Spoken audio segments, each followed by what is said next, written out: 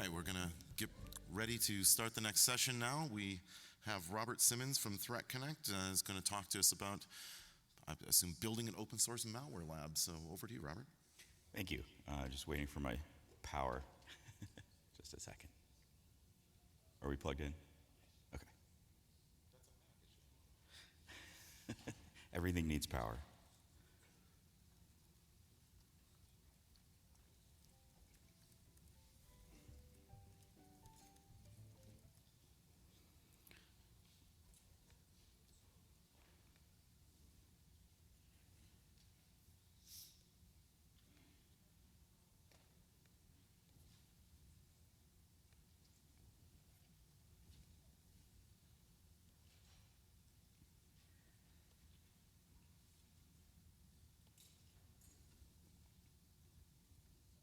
All right. Good morning, everybody. My name is Rob Simmons. I go by Utkanos. That's my handle.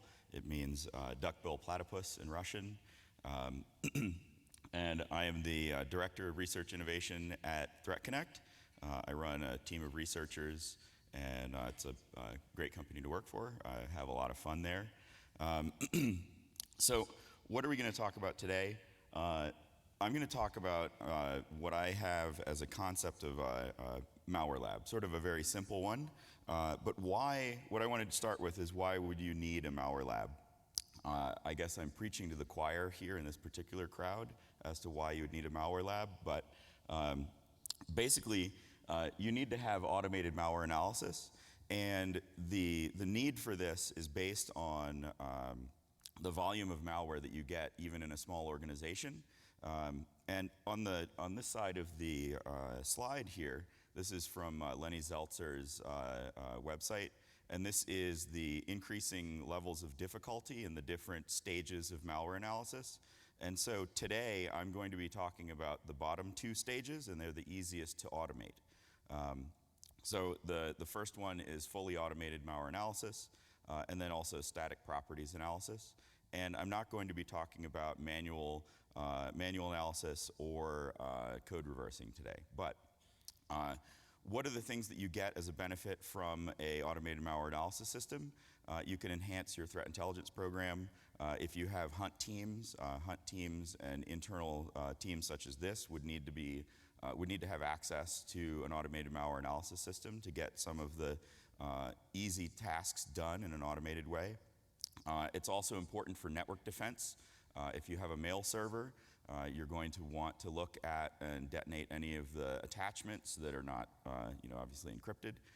But also you have network traffic. If you want to carve out files that are coming into your network or leaving your network, it's a good idea to detonate those as well in an automated malware analysis system.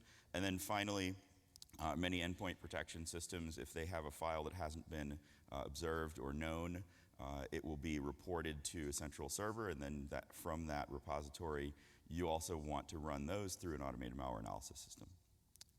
So my concept here is that there are a number of basic entry points into the malware analysis process. I usually go into detail about what each one of these are, but I think with this particular group, I don't need to tell you what a file or a URL is. A PCAP is a packet capture of network traffic between 2 points in time, basically a recording. And then a memory image is also at one point in time an image of what is in volatile memory on a computer. So for each one of these particular entry points into the malware analysis process, I have chosen what is, in my opinion, one of the better tools, and all of these are open source. So Kuku Sandbox is my go-to for processing files of all types. Thug, if you are familiar with Thug is a low interaction honeyclient, which pretends basically to be a browser. And so it visits a URL, and its goal is to get a payload from a drive-by or from a download URL. Bro, interestingly enough, Bro is a network security monitoring tool. I'm actually not going to be talking about Bro in the context of network security monitoring, and we're going to go into a little bit of depth with Bro as a malware analysis tool. And then finally, Volatility. This is the tool that I use to analyze memory images. So we'll start with Cuckoo Sandbox. And there are a couple of different qualities of Cuckoo. So it has it, like any sandbox, is a controlled, safe environment for observing the behavior of malware. You could have a closed network where you can observe the malware calling back to something like inetsim, or you can have it open to the internet and have it call back to malicious command and control servers. So it leverages virtual machines. It can also use bare metal analysis machines. And essentially, it performs static analysis in addition, because static analysis doesn't take a lot of time or resources on a server. And so more resources are used for VMs. And so at the same time, you can do the small amount of static analysis that you need to at the same time with nearly no cost. So I usually have a longer form of this talk. But I wanted to drill down into some of the techniques that I've developed that are kind of interesting. And actually, this is one where you would look at file metadata and look at the compile timestamp of a particular file. And what's interesting is if you look at the time of submission to public sandbox, such as Malware or VxStream hybrid analysis, or if you look at VirusTotal, you can see, first of all, this file was compiled at this time, so 9/41. And then if you look at the submission time when it was seen by that particular public system, you see that those two timestamps are very, very close together. So it can be assumed that probably the person who compiled this piece of malware has submitted it to that service. Some of these services do give you a little bit of information on the identity of that entity that submitted it. This is actually a submitter hash from VirusTotal. So this file was submitted by this submitter hash via web and from Russia.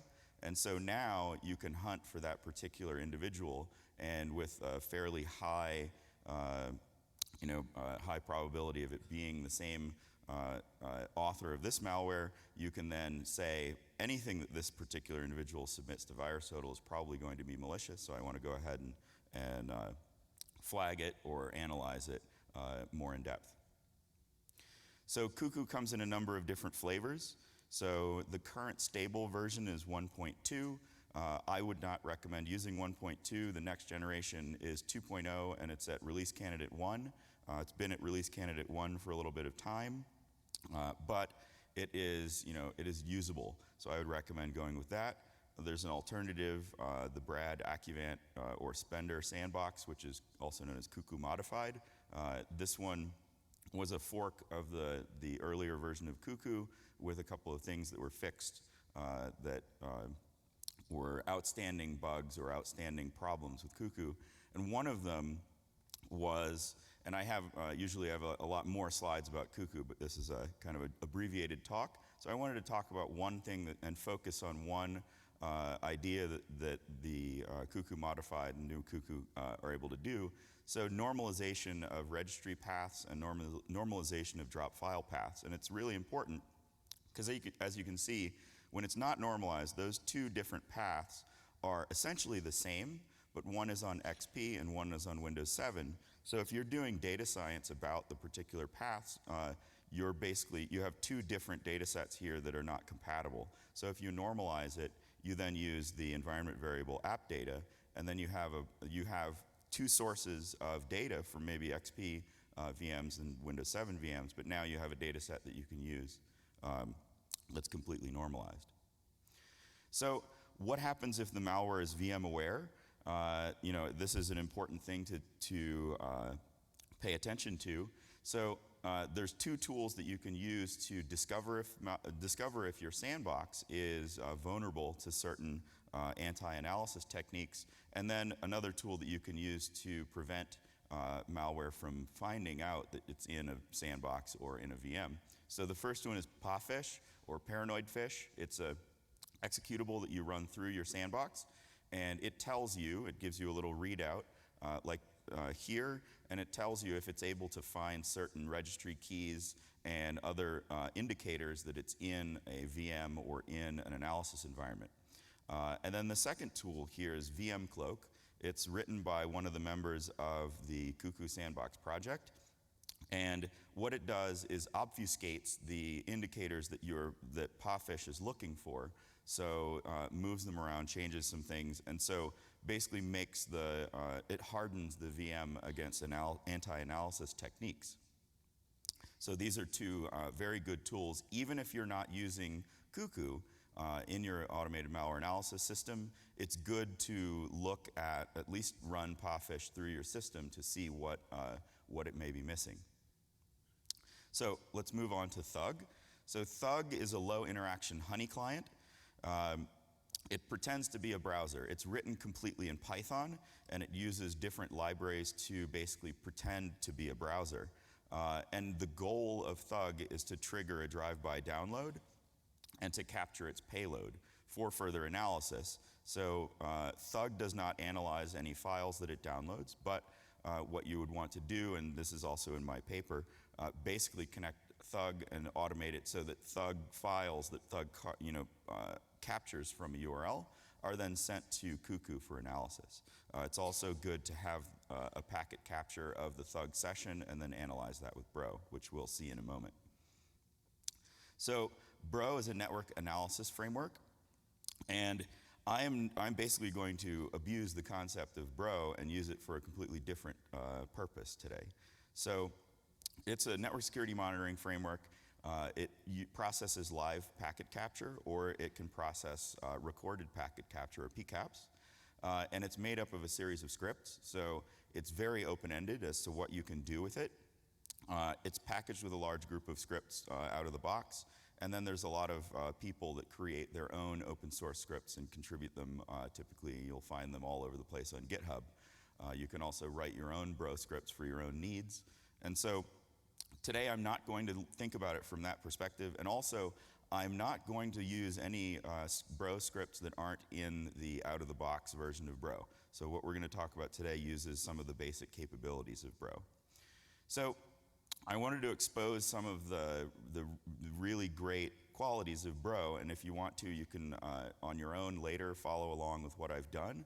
This is the SHA-1 hash of the file that I'm going to analyze. That was the source of the PCAP, so hybridanalysis.com, public site. I think you would need to sign up for an account, but the account is free to be able to download the PCAP. And as you can see at the top, so our analysis target is a Word document. So the first thing you want to do is look at the connection log, and the incantation at the top narrows the connection log down to just the columns that I'm interested in. Bro output is basically text with a number of columns of all of the that are the outputs of the different components in a script.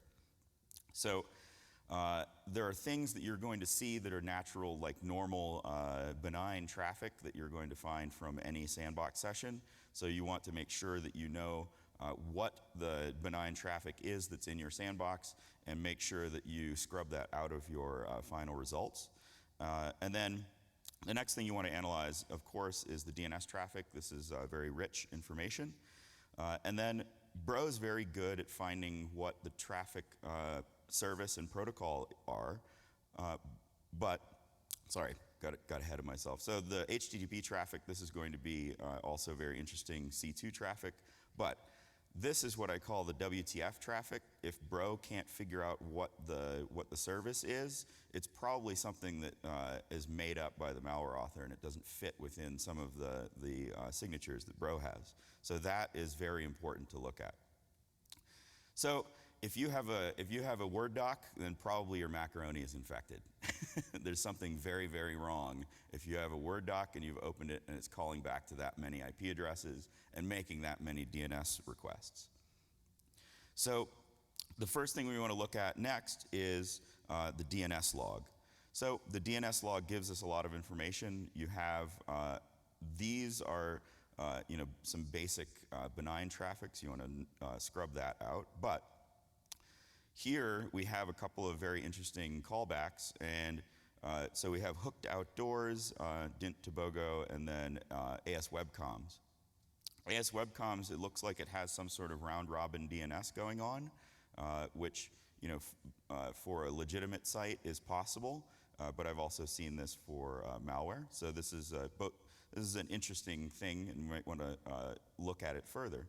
So I go and, I want to only expose things that are free or open source here, so I'm not going to talk about some of the paid PDNS services, but I want to show you a poor man's PDNS technique. So if you go to Bing and you type in the index of IP : and then type in the IP address, Bing will show you a list of sites that it has crawled that resolve to that IP address.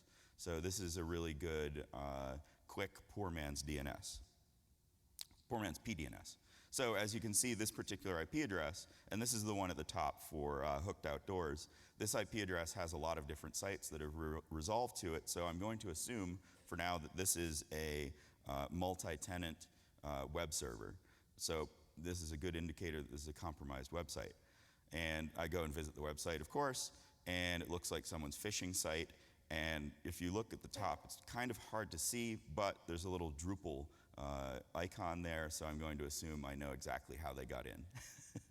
So that's a compromised website, so that's a first red flag. Now let's look at the next one, so Dint Tobago.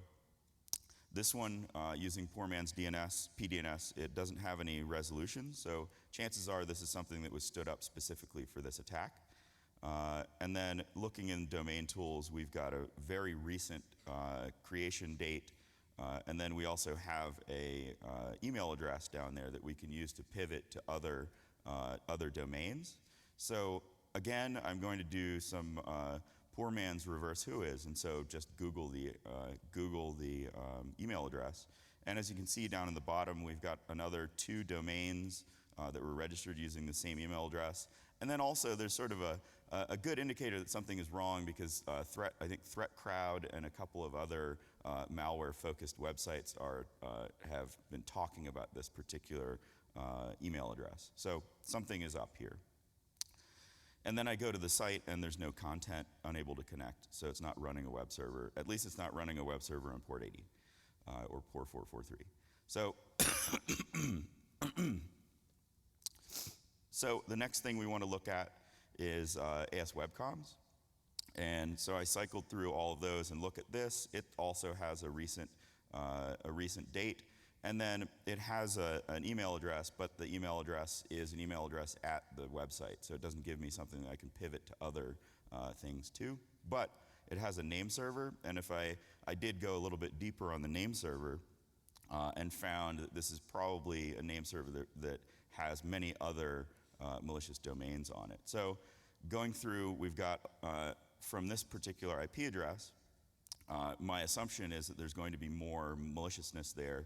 So I've done a PDNS query, and I found, there's a lot of nonsensical named domains. These are obviously something that were either just, keyboard mash or a DGA of some kind. So we've got another set of indicators surrounding this. So moving on to the HTTP log. So in the HTTP log, we've got a lot of different fun things to look at.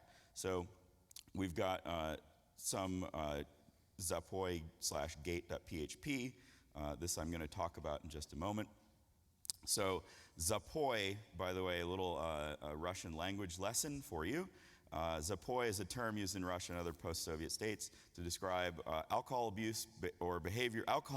abuse behavior resulting in 2 or more days of continuous drunkenness.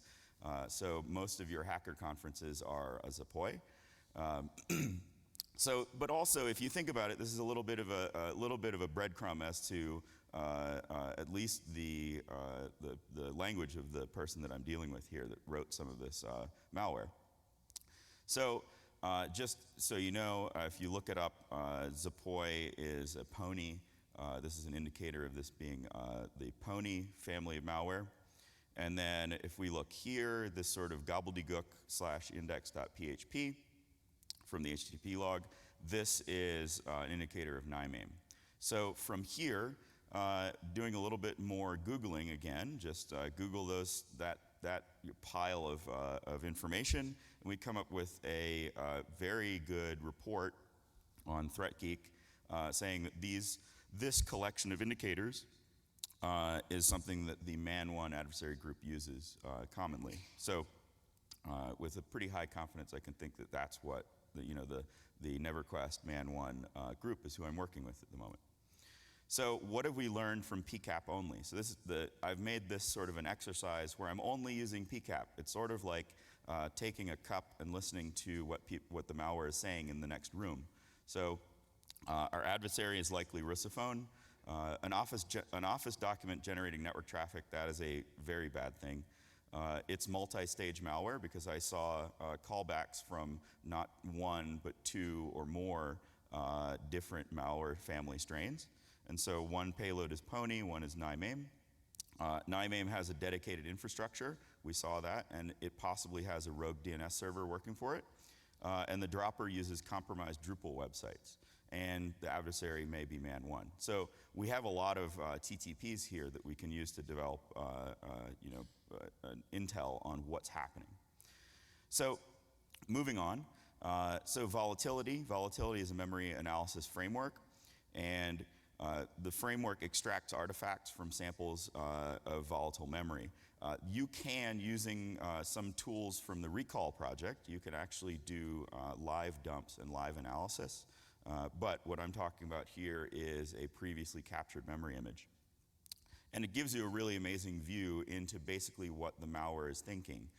If a PCAP gives you a view into what the malware is saying, the volatility will give you a view into what the malware is thinking. So let's do that same exercise and see what you can see only with volatility. So again, by the way, if you have a file that is a.exe or 1.exe or b.exe, it is nearly always malware. Never trust something that's like d.exe. So again, you can follow along at home with this. That's the SHA-1 of this particular file. So, and I always want to make sure that when I have beaten my head against a brick wall and made a mistake over and over and over, and if I can figure out how to avoid doing that again, I want to definitely share that with everybody. So this incantation, and I know the slides are going to be at the Virus Bulletin site at some point after this, so you don't have to take a picture of this. You can actually just copy and paste this from the slides, but this is how you dump a memory image from a running VirtualBox VM. You need to basically change it from ELF64 into a raw DD style memory dump, and those are the two command line incantations to do that. So first of all, you would do Pscan, and what I've done here is done a diff against the clean memory image from that VM against the after I've run the malware. And so now we see that we have explorer.exe, which has begun running, and I didn't run explorer.exe. So that's suspicious. So then we want to go and use malfind, and we find, of course, we have malfind is pointing to explorer.exe. And so, this is a second layer of indication that something's wrong with Explorer. And so what I do next is pull those two areas of memory and then run them through a virus scanner bank, and I can see that Avira and Qihu 360 have marked that first memory address and its pages as being malicious, and then Qihu has marked the second one. It looks like these are very general signatures, but still, there's something bad going on here. So the next thing I want to do is look at the net scan to see if there's any network traffic that has been generated, and if there is here. So we've got an IP address and a port. So what have we learned from memory analysis? That this sample uses process injection. It injects explorer.exe, and we have a command and control IP address of such and such. It's shown here. So in conclusion, I want to tie it all together, and in the published paper in the proceedings is a more detailed picture of how to tie it all together, but I wanted to give you kind of a graphic version of that. So if you start with a Kuku Sandbox session, you want to submit the file to Kuku Sandbox, and then from that dynamic analysis, you may end up with a set of URLs. You will end up with a PCAP. So you want to take those and process them with the appropriate tool. And also, there's a decision there at the end of each one of these where have you seen a file or have you seen a URL in the past? And if you have, don't process it again. Except for URLs, you may want to process a URL again later on. Just wait a particular amount of time before you process it a second time. And then you want to send all of your data that you're collecting to your threat intelligence platform. And then I've separated out, this is all one contiguous set of swim lanes in reality, but when I had volatility in the same set of swim lanes, it all looked like a pile of spaghetti. So I've separated volatility out into a second set of swim lanes, but logically, if you just put these together, it's all one set of swim lanes. So volatility, you start with a memory image. You can pull URLs and you can pull files out of it. And then you want to process those with the appropriate secondary tools. So I think this wraps up my talk. I will be in 2 weeks. I'll be at Sector giving another talk about malware analysis. I hope to see any of you that are in Toronto or will be at Sector. Come see me there. And then if you have any questions, please.